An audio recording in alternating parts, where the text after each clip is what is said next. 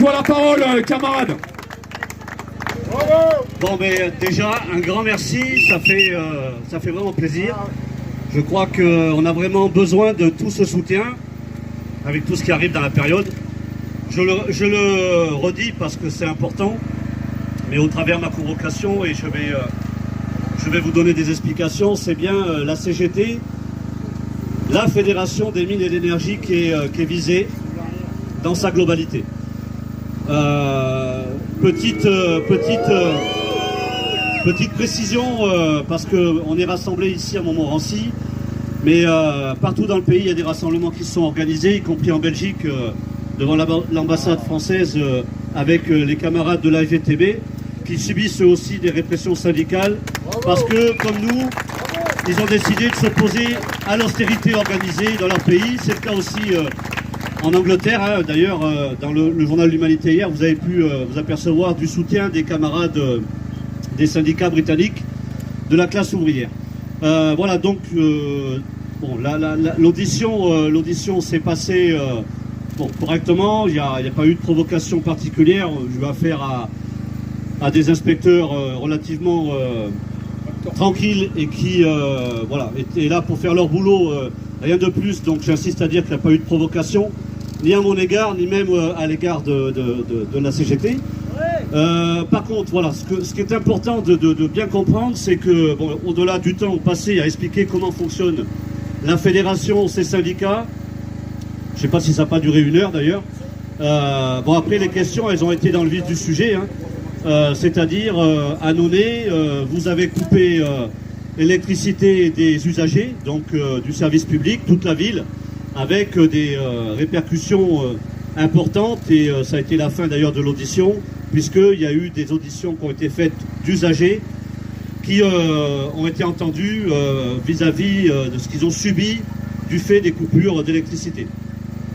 Alors il a fallu réexpliquer comment on a décidé de fonctionner avec les syndicats et les militants dès lors qu'on décide d'être en grève et dès lors qu'on décide de mener des actions. Donc forcément, j'ai rappelé d'abord que les syndicats sont souverains parce qu'ils pensaient que c'est Sébastien Ménespillet qui, d'un seul homme, expliquait à tout le monde comment il fallait faire, et puis que du jour au lendemain, il fallait couper ci, couper ça. Donc j'ai rappelé que c'était un mouvement interprofessionnel, cette lutte contre la réforme des retraites, que sur les piquets de grève, il n'y avait pas forcément des électriciens et gaziers qui débattaient et qui décidaient des actions qui étaient menées sur nos outils de travail. J'ai contesté la notion ou le caractère qui a été utilisé comme quoi nos actions elles étaient illégales. J'ai rappelé que nos actions elles étaient sur nos outils de travail et que tout travailleur dans ce pays, quand il décide de faire grève et qu'il ne travaille plus, il y a forcément un impact sur la production. J'ai pris l'exemple d'une usine de fabrication de chocolat, mais à la fin, je leur ai pris quand même l'exemple plus clair d'un cheminot quand il est gréviste et quand il est conducteur, le train il part pas. Bref, donc on n'est pas dans l'illégalité, on décide de reprendre en main nos outils de travail et donc on agit sur nos outils de travail. Donc j'ai contesté fermement l'illégalité de nos actions.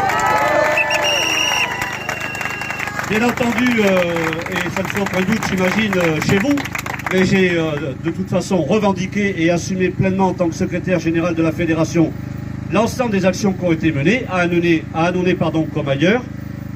Donc ils nous ont expliqué quand même la gravité des actions, et donc au-delà de l'impact illégal, l'impact que ça pouvait avoir vis-à-vis des citoyennes et des citoyens. Et donc je leur ai rappelé l'argument que Cédric avait développé avant que je parte, c'est-à-dire que si nous étions dans l'illégalité, alors celles et ceux, nos entreprises qui décident de couper chaque année 158 000 usagers, ça veut dire qu'eux aussi sont dans l'illégalité, parce que pour le coup, ils agissent de leur plein gré vis-à-vis de la population. Donc il y a 4 personnes qui ont été entendues suite aux coupures qui ont été menées, 4 personnes qui sont sous soit respiration artificielle, soit en fauteuil roulant électrique, comme par hasard. Bon, j'ai contesté le fait que pour ces 3 personnes, j'avais des doutes quand même que chez eux, ils n'aient pas une batterie de secours, soit pour l'alimentation, soit pour le fauteuil. Par contre, la 4e personne, c'est un peu plus un peu plus grave et du coup j'ai même fait noter au PV que si on pouvait avoir les coordonnées de cette personne pour présenter nos excuses, on le ferait. C'est une dame qui malheureusement descendait les escaliers au moment où la coupure a eu lieu et qui est tombée et qui voilà, s'est fait mal, qui a été a priori hospitalisée. Donc pour cette personne, forcément, les choses sont beaucoup plus compliquées. Mais encore une fois, et on a su le faire, hein, je me rappelle dans le Nord avec l'EHPAD, on n'est pas des voyous, on n'est pas des terroristes. Et quand il s'agit d'assumer nos actions, il s'agit aussi d'aller voir ces personnes et de leur expliquer ce pourquoi on a agi de telle manière, le 7 ou le 8 mars d'ailleurs. Bon, bien entendu, ils essayaient, à travers ma personne légale, de me porter donc responsable des actions qui ont été menées. Donc je leur ai rappelé que c'est pas comme ça qu'on fonctionnait, y compris le 7, j'étais à Velaines, au piquet de grève, donc devant le site d'EDF, donc dans la Meuse, et que le 8, j'étais sur le site d'LNJ à Montoire. J'ai des preuves, hein, j'ai tenu, d'ailleurs, j'ai répondu à la presse, j'ai fait des prises de parole. Bon, après, ils ont cherché à savoir qui a agi. Je leur ai dit que je ne savais pas. J'ai aussi précisé que j'avais aucune certitude que ce soit le syndicat local qui ait organisé piquet de grève et décidé avec les grévistes de mener ces actions. Voilà, donc je leur ai dit qu'il n'y avait pas de syndicat à donner et donc qu'il fallait très certainement revoir leur enquête sur le sujet. Bref, je ne vais pas vous refaire toute l'audition parce qu'elle a été assez longue. En plus, sans clim et sans ventilo, je ne vous raconte pas la chaleur qu'il faisait.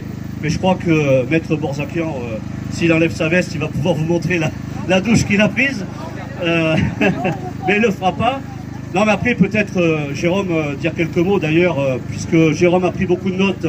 Voilà, moi, pour conclure, je pense qu'aujourd'hui, l'état de droit dans ce pays a décidé de s'attaquer à la fédération et de chercher une condamnation. C'est clair. C'est clair, avec tout ce que l'on fait, on a été à la pointe contre la mobilisation, contre la réforme des retraites et la lutte que l'on a su mener.